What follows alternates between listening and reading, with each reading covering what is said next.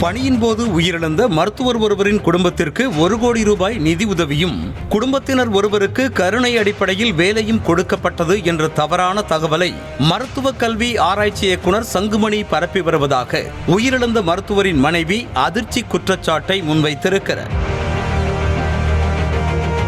2019ஆம் ஆண்டு கடந்த அதிமுக ஆட்சி காலத்தில் அரசு மருத்துவர் சங்கங்களின் கூட்டமைப்பை உருவாக்கியவர் லட்சுமி நரசிம்மன். இவர் அரசு மருத்துவர்களின் 4 அம்ச கோரிக்கைகளை வலியுறுத்தி தீவிர போராட்டங்களை முன்னெடுத்து வந்தார். அப்போது முதல்வராக இருந்த எடப்பாடி பழனிசாமி மருத்துவர்கள் போராட்டத்தை வாபஸ் பெற்றால் கோரிக்கைகள் நிறைவேற்றப்படும் என்று உறுதியளித்தார். அதனைத் தொடர்ந்து போராட்டம் வாபஸ் வாங்கப்பட்ட நிலையில் அரசை எதிர்த்து போராடிய நூற்றுக்கணக்கான மருத்துவர்கள் வெவ்வேறு மாவட்டங்களுக்கு பந்தாடப்பட்டனர். அந்த இடமாற்றத்தில் மருத்துவர் லட்சுமி நரசிம்மனும் விதிவிலக்கு அல்ல.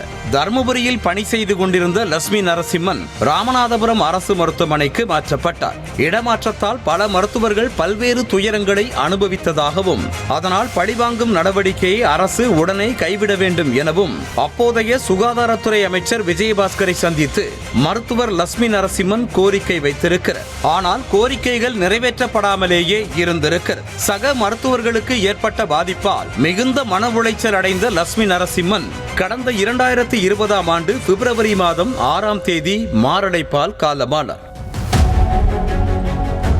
இந்த நிலையில் பிப்ரவரி 6ஆம் தேதி லட்சுமி நரசிம்மனின் 5வது நினைவு தினத்தில் முன்னணி செய்தித்தாள் ஒன்றில் சிறப்பு கட்டுரை ஒன்று வெளியானது. அதில் எந்த கோரிக்கையை வலியுறுத்தி மருத்துவர் லட்சுமி நரசிம்மன் போராடினாரோ அந்த கோரிக்கைகள் இன்று வரை நிறைவேற்றப்படவில்லை என்று குற்றம் சாட்டப்பட்டிருந்தது. இந்த குற்றச்சாட்டை மறுத்த மருத்துவ கல்வி ஆராய்ச்சி இயக்குனர் சங்குமணி பணியின் போது மாரடைப்பால் உயிரிழந்த மருத்துவர் லட்சுமி நரசிம்மன் உட்பட 6 மருத்துவர்களுக்கு தலா 1 கோடி ரூபாய் வழங்கப்பட்டது என்றும் லட்சுமி நரசிம்மனின் குடும்பத்தில் ஒருவருக்கு பணியும் வழங்கப்பட்டது என்றும் ஆனால் அவர்கள் அந்த பணியை ஏற்க முன்வரவில்லை என்றும் தெரிவித்திருந்தார். மருத்துவ கல்வி ஆராய்ச்சி இயக்குனர் சங்குமணியின் பதிலால் ஆவேசமடைந்த மருத்துவர் லட்சுமி நரசிம்மனின் மனைவி அனுராதா சங்குமணியை போனில் தொடர்பு கொண்டு கேள்விகளால் துளைத்தெடுத்தார். நிதி உதவியாக 1 கோடி ரூபாயும் அரசு பணியும் வழங்கப்பட்டதாக கூறியுள்ளீர்களே, யாரிடம் வழங்கினீர்கள்? ஒரு உயர் பொறுப்பில் இருந்து கொண்டு தவறான தகவல்களை பரப்பலாமா? ஏன் தவறான தகவலை தந்தீர்கள்? நான் நீதிமன்றத்தில் பார்த்துக் கொள்கிறேன் என்று சங்குமணியிடம் ஆதங்கத்துடனும் ஆவேசத்துடனும் கேள்விகளை அடுக்கிக் கொண்டே சென்றார். நிதி உதவி நீங்க வந்து வாங்கலையா?